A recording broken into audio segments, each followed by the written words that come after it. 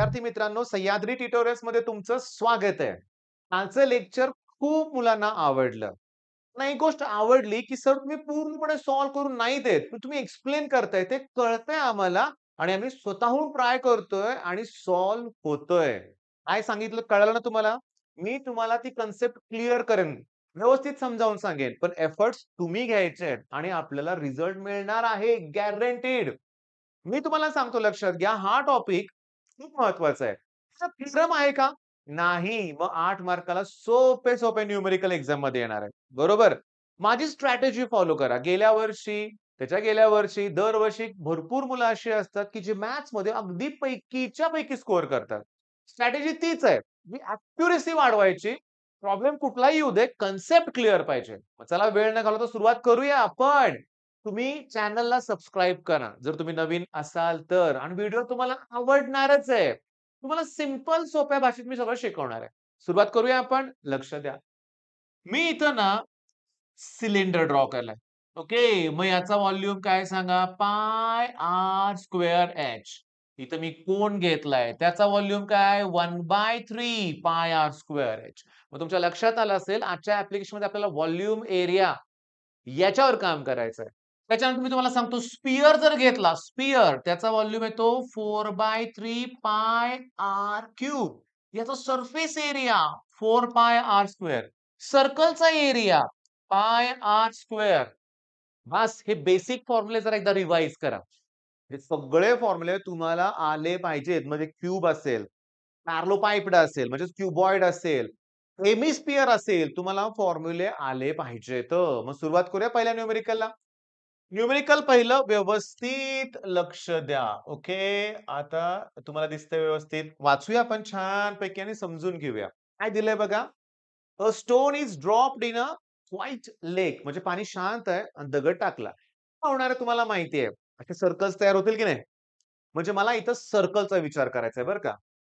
आणि वेव्ह तयार होत आहे in the form of circle बरोबर आहे आणि are generated the radius of the circular wave increases at the rate of 5 centimetre per second. D r by d t बघा d r by d t दिलंय 5 centimetre per second. आजच्या आपल्या टाइपमध्ये विथ रिस्पेक्ट टू टाईम तुम्हाला differentiate करायचं आहे. मग हे दिलंय. At the instant when the radius is 8 centimetre जेव्हा रेडियस 8 सेंटीमीटर असेल, प्रश्न नीट बघायचा.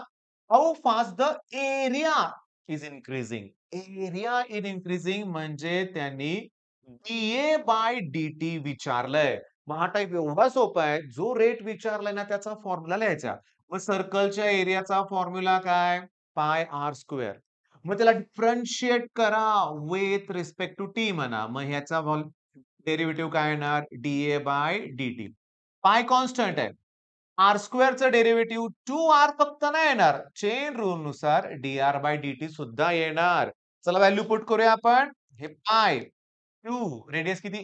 8 सेंटीमीटर आहे आणि बाय डी किती आहे? 5. मग 5 2 जा 10, 8, 80 पाय हे तुमचं आन्सर. पण युनिट लिहायला विसरू नका. काय अवघड वाटलं का? काही अवघड नाही. मग एवढं सोपं स्वीट येईल का? येणार. पण काही अवघड जरी नसलं तरी बेसिक फॉर्म्युले आहेत रे. हे आले पाहिजेत तुम्हाला. नेक्स्ट प्रॉब्लेम घेऊया आपण. लक्ष द्या. The volume of the spherical ball is increasing at the rate of व्हॉल्यूमचा रेट दिलाय म्हणजे बाय डी. अरे वाह! 4 पाय दिले. सीसी म्हणजे सेंटीमीटर क्यूबच cubic centimetre per second. Find the rate at which the radius and surface area is changing. Radius म्हणजे त्यांनी डी-आर बाय डी-टीचा रेट विचारलाय. सरफेस एरिया म्हणजे डी-ए बाय डी-टी विचारलाय. ओके. ऑब्जेक्ट कोण आहे इथं? स्फिअर. त्याचे फॉर्म्युले आठवतात ना? 4/3 पाय आर क्यूब. सरफेस एरियाचा फॉर्म्युला आठवतोय का? 4 पाय आर स्क्वेअर. बरं ठीक आहे. पण त्यांनी अजून काय दिलंय? त्यांनी दिलाय व्हॉल्यूम आणि तो व्हॉल्यूम दिलाय 288 पाय सेंटीमीटर क्यूब. पहिली गोष्ट लक्षात ठेवायची, इथे टिपिकल रेडियस दिली होती. इथं रेडियस दिलेली नाहीये. पण व्हॉल्यूम दिलाय ना. मग तुम्ही व्हॉल्यूमचा फॉर्म्युला वापरा ना. व्हॉल्यूमचा फॉर्म्युला काय? 4/3 पाय आर क्यूब. चला लकीली व्हॉल्यूम देताना 288 दिलंय त्यांनी. त्या पायला हा इकडचा पाय काय होईल सांगा? कॅन्सल होईल आणि हे आर क्यूब आहे. छानपणे बघा, पायला पाय कॅन्सल होईल. ओके, काय हरकत नाही. हे इंटू 4चा अपॉन 4 होईल आणि याला 4 ने डिव्हाईड केलं की 72 इंटू 3 येईल आर क्यूब. ह्याचा प्रॉडक्ट 216 येईल. त्याचं स्क्वेअर रूट 6 येतंय. म्हणजे मला आर इक्वल्स टू 6 मिळालं, पण युनिट लिहिलं पाहिजे सेंटीमीटर. चला आपलं कामच झालंय. मग पहिला डी बाय डी काढूया आपण? काढूया आपण. कसं बघा. व्हॉल्यूम दिलाय. व्हॉल्यूम माहिती आहे फॉर्म्युला 4/2. व्हॉल्यूमची व्हॅल्यू पुट करू नका. डिफरन्शिएट करा. मग याचा डेरिव्हेटिव्ह येणार आहे dv/dt 4/3 पाय कॉन्स्टंट. आर स्क्वेअरचं डेरिव्हेटिव्ह आर क्यूबचं 3r square chain rule dr/dt. आता ही व्हॅल्यू पुट करा 4 पाय. ही व्हॅल्यू किती येणार आहे सांगा? 4 पाय. ओके. कसं काय? दिलंय ना त्यांनी सुरुवातीला. इथं पण आहे 4 pi upon 3 into 3 R square 36 लिहू का? आरचा स्क्वेअर आणि आपल्याला पाहिजे तो प्रश्न dr/dt. ह्याच्या पुढचं देणार नाही सोडवून. 4 पायला 4 पाय कॅन्सल करा, 3 ला 3 कॅन्सल करा, क्रॉस मल्टिप्लिकेशन करा, आन्सर मिळेल. पण dr/dt युनिट असणार आहे centimetre per second. Area dA/dt centimetre square per second. Volume centimetre cube per second. Unit पण क्लिअर झालं. पण एक प्रश्न तुम्हाला निम्मा ठेवलाय मी, हे सॉल्व्ह करायचं. अजून काय प्रश्न? dA/dt. मग तुम्हाला एरियाचा फॉर्म्युला लिहा ना. एरियाचा फॉर्म्युला काय? 4 पाय आर स्क्वेअर्ड. करा डेरिव्हेटिव्ह. dA/dt. मग 4 पाय आर स्क्वेअरचं डेरिव्हेटिव्ह ट्वाइस आर dr/dt. आणि इथं जे dr/dt तुम्ही फाइंड आउट कराल, ती व्हॅल्यू इथं पुट करा. तुम्हाला मिळेल dA/dt. आपल्या चॅनलचा प्लस पॉइंट हाच असणार आहे, की एक्सप्लेन केलं जातंय, पण काही गोष्टी तुम्हाला देतोय मी. व्हिडिओ पॉज करा ना. व्हिडिओ पॉज करा. हे सोडवा न्यूमेरिकल. सोडवा आणि 8-10 दिवसातच ना 8 मार्क बोर्डची परफेक्ट तुमची तयारी होईल. आणि हे बघा आपला क्रॅश कोर्स आहे. त्यात आपण जेईई लेव्हलचे क्वेश्चन सुद्धा घेतोय. पी-वाय-क्यू सगळे घेतोय. तुम्ही ॲप डाउनलोड करून चेक करा. फ्री कंटेंट बघा. बरं, आता नेक्स्ट क्वेश्चन बघा. Water is poured at the rate of 36. बघा व्हॉल्यूमचाच रेट आहे तो dv/dt. कसं कळालं मला? युनिट वरून. क्यूब पर सेकंद आहे ना. Centimetre cube, metre cube, DM cube, milli हे सगळे व्हॉल्यूमचे युनिट आहेत लक्षात घ्या. लिटर हे सगळं व्हॉल्यूमचं आहे. रेडियस दिले त्यांनी 3 मीटर. Okay. Find the rate at which water level is rising. म्हणजे सांगू का? dh/dt. काय कळालं का तुम्हाला? मी डायग्राम काढून दाखवतो. सिलेंडर आहे. तर तुम्ही पाणी ओतताय. मग पाण्याची लेव्हल वाढत, वाढत, वाढत जाणार ना. मग त्याची हाईट चेंज होते. मग तुम्ही एक ऑब्झर्व्ह केलं का? हा सिलेंडर होता आणि सिलेंडरची रेडियस कॉन्स्टंट राहते. म्हणजे तुम्ही काय करणार? 1 मिनिट हां. तुम्ही व्हॉल्यूमचा फॉर्म्युला लिहिणार. सिलेंडरचा व्हॉल्यूम पाय आर स्क्वेअर एच. त्यातले हे दोघेही कॉन्स्टंट आहेत. रेडियस चेंज होत नाही ना सिलेंडरची. कोनची चेंज होते बरं का. मला डिफरन्शिएट केल्यावर मला इथं मिळेल dv/dt. हे पाय आर स्क्वेअर कॉन्स्टंट आणि याचं डेरिव्हेटिव्ह dh/dt. व्हॅल्यू पुट करा. dv/dt 36 दिले. पाय इंटू आर स्क्वेअरची व्हॅल्यू 9 येणार आहे आणि इंटू कोण? dh/dt. पुढचं तुम्ही सोडवणार. dh/dt इंटूचं अपॉन करा. 4 अपॉन पाय आन्सर येते. चेक करा. हे प्रॉब्लेम पुस्तकातले सॉल्व्हच आहेत लक्षात घ्या. आपण सांगू का? काही कळतच नाही रे काय केलंय ते.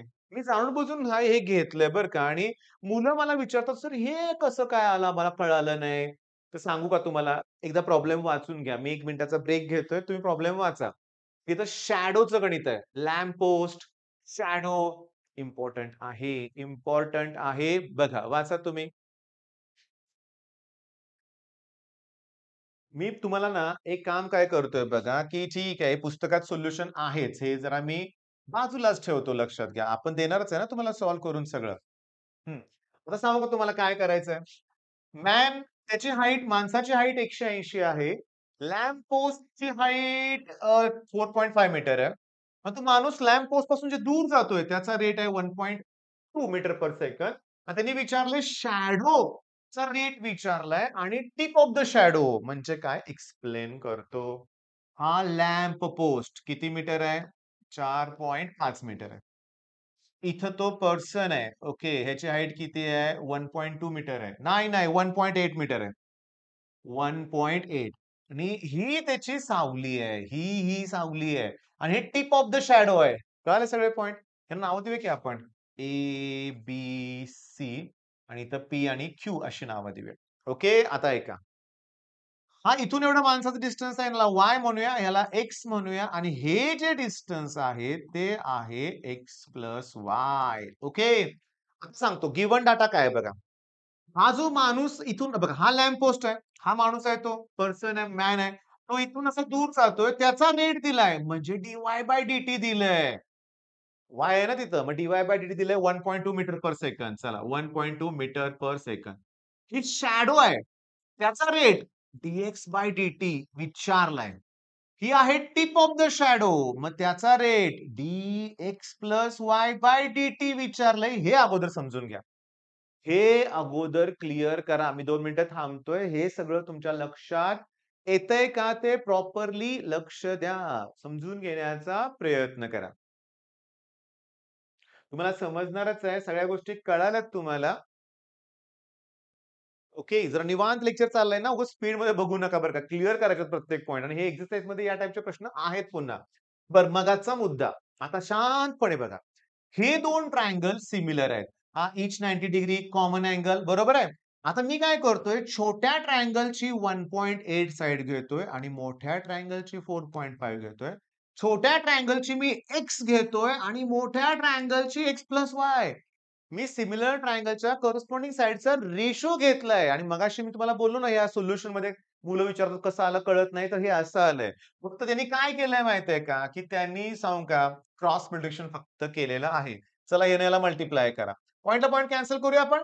चला पॉइंटला पॉइंट कॅन्सल करूया. 18 आणि 45 9 ने डिव्हाईड करूया. 9 2 जा आणि 9 5 जा. मग 2 न मल्टिप्लाय करा. 2x plus 2y that equals to 5x. मग 2y equal to 3x. 2y equals to 3x. शांतपणे बघा. मग या 2y ला जर मी 3 न डिव्हाईड केलं तर मला x ची व्हॅल्यू मिळाली की प्रॉब्लेमच फिनिश झाला. आता डेरिव्हेटिव्ह काढा. x चं डेरिव्हेटिव्ह dx/dt. 2/3 कॉन्स्टंट आणि y चं डेरिव्हेटिव्ह dy/dt. मग हे 2/3 आणि dy/dt तर 1.2 दिलेच ना त्यांनी. मग 1.2 ला 2 न मल्टिप्लाय करा. 2.4 त्याला 3 न डिव्हाईड करा. 0.8 मीटर पर सेकंद. आन्सर बरोबर आहे. आता कळालं ना किती सोपं होतं ते. dx/dt मला मिळालं की मग हे कसं काढू? सिंपल आहे रे, सिंपल आहे. हे बघा. आता टिप ऑफ द शॅडो म्हणजे याचं डेरिव्हेटिव्ह तुम्हाला काढायचंय. सांगू का? अरे ते सिंपल आहे. dx/dt प्लस dy/dt आहे. मग dx/dt तर तुमचं 0.8 आलं आत्ता पण काढलं. हे 1.2 दोघांची ॲडिशन करा. 2 मीटर पर सेकंद. आन्सर बरोबर आहे. किती सोपं आहे की नाही बघा. किती सोपं आहे. पण आता तुम्हाला ह्याकडे तुम्ही चेंज करून देऊ का? ही बिल्डिंग आहे आणि ही शिडी आहे. मग ही शिडी इकडे जाते. तेव्हा हा पॉइंट खाली येतो. बरोबर ना? शिडी जर मी असं केलं तर मग कन्सेप्ट तीच आहे. फक्त न्यूमेरिकल्स थोडे-थोडे बदलतायत. आता मी तुम्हाला सांगतो. मी पट तुम्हाला एक्सप्लेन करत जातो आणि होमवर्क देतो. मग सॉल्व्ह कराल. किती मिनिटं झाली सांगा? 10 ते 15 मिनिटातच आपली कन्सेप्ट ही क्लिअर आहे. स्फेरिकल बबल आहे. रेडियस इज इन्क्रीजिंग म्हणजे या प्रॉब्लेममध्ये गिव्हन डाटा आहे dr/dt. At what rate the surface area is increase when the radius given डाटामध्ये रेडियस पण दिलंय. बरं. क्वेश्चन काय की dA/dt विचारलंय. dA/dt. कोण आहे तो? स्फिअर आहे ना? स्फिअरच्या एरियाचा फॉर्म्युला आठवा. 4πr². डेरिव्हेटिव्ह काढा. dA/dt 4π कॉन्स्टंट r² चं डेरिव्हेटिव्ह 2r. dr/dt r माहित आहे, dr/dt माहित आहे. झालं की प्रॉब्लेम फिनिश. मग बाळांनो कराल का हे प्रॉब्लेम तुम्ही? सोडवाल हे प्रॉब्लेम? पुस्तकातलेच आहेत लक्षात घ्या. एक्सरसाइज मधलेच आहेत. पुन्हा इथे बघा. पुन्हा स्फेरिकल बलून आला. सेंटीमीटर स्क्वेअर म्हणलंय म्हणजे एरिया दिलाय. म्हणजे dA/dt दिलंय. गंमत सांगू का? इन्क्रीजिंग आहे म्हणून आपण पॉझिटिव्ह घेतोय. त्यांनी जर डिक्रीजिंग वर्ड वापरला असता ना त्याची व्हॅल्यू निगेटिव्ह घ्यावी लागते हेही लक्षात घ्या बरं का. बरं. आता हा प्रॉब्लेम तुम्हाला जमेल. काय विचारलंय? व्हॉल्यूमचा रेट विचारलाय. रेडियस दिलेली आहे. मग व्हॉल्यूमचा फॉर्म्युला काय असतो? 4/3 पाय r क्यूब. मग dr आता थांबा. ऐका नीट लक्ष द्या. एरियाचा फॉर्म्युला आहे 4πr². त्याचं डेरिव्हेटिव्ह काढा. dA/dt 4π twice r dr/dt. एरियाचा rate दिलाय 2. 4π 2 इंटू रेडियस दिलंय 6. पण हा रेट कुठे दिलाय? dr/dt. मग या स्टेप वरून पहिल्यांदा dr/dt फाइंड आउट करा. का त्याची गरज इतकं लागणार आहे? त्यांनी विचारलंय की व्हॉल्यूमचं इन्क्रीजिंग रेट विचारलाय. म्हणजे त्यांनी विचारलंय कोण? डी-व्ही/डी-टी विचारलाय त्यांनी. त्यांनी विचारलाय डी-व्ही/डी-टी याचं डेरिव्हेटिव्ह 3r² नंतर जे डी-आर/डी-टी येतंय ना, अगोदर त्यांनी ह्या प्रॉब्लेममध्ये दिलेलं नाहीये. याच्यावरून ते काढा आणि ते व्हॅल्यू मग इथं पुट करा. आता मी तुम्हाला सांगतो हे 2 मी ॲज अ होमवर्क देतोय. मी पुढचे प्रॉब्लेम पण तुम्हाला सांगू का? सगळ्यात महत्वाचं इथं बघा 14वा प्रॉब्लेम तुम्ही सॉल्व्ह करणार आहे. एक काम करूया. तुम्हाला नाही आलं तर कमेंट बॉक्समध्ये सांगा, "सर हा प्रॉब्लेम मला सॉल्व्ह करून द्या." नेक्स्ट लेक्चरमध्ये देईन सॉल्व्ह करून. माणसाची हाईट आहे 1.5 मीटर. लॅम्प पोस्टची हाईट आहे एवढी. पण आता तो टुवर्ड्स द लॅम्प पोस्ट चाललेला आहे. आलं का ध्यानात तुमच्या? बदल कसा आहे बघा. ॲट द रेट म्हणजे हे dy/dt आहे. dy/dt. Find the rate at which his shadow is shortening. Negative येणार आहे आन्सर. आणि the tip of the shadow is moving. आता तुम्हाला सांगू का? आता विचार करा रे. हा इथं तो माणूस आहे म्हणूया आपण. ठीक आहे. ही आता डायग्राम आहे.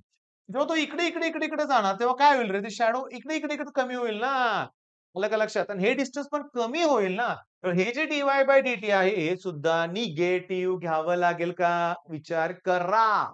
त्याच्यानंतर मला सांगू का, हे तुम्हाला जमेल. मला मेनली ना, लॅडरचं गणित तुम्हाला ॲज अ होमवर्कच सांगायचं आहे, पण मेन हा पॉइंट एक्सप्लेन करायचा आहे. हा पॉइंट एकदम इम्पोर्टंट आहे. बघा. Water is poured into an inverted hollow cone. हा कोन आहे. ओके. त्याच्यामध्ये हा व्हर्टिकल अँगल आहे तो 30 डिग्री दिलाय. समजून घ्या. ही रेडियस आहे आणि इथं ही डेप्थ आहे असं समजा. पण डेप्थला मी एच म्हणतोय बाळांनो. डेप्थला मी काय म्हणतोय? एच म्हणतो. ठीक आहे? समजून घ्या. आता शांतपणे बघा हा 30 असेल, तर मी टॅन 30 फ्रॉम फिगर काय लिहितोय बघा. Tan 30 equals to r upon h. Tan 30 ची व्हॅल्यू किती आहे? 1/√3 equals to r upon H.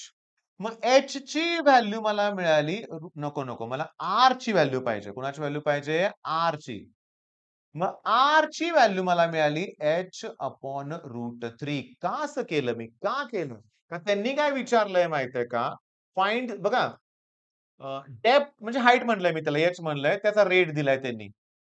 आरचा rate दिलेला नाहीये. त्यामुळे मला आरची व्हॅल्यू त्यात पुट करावं लागेल आणि विचारलाय व्हॉल्यूमचा रेट. शांतपणे आपण कंपेअर करूया बरं का.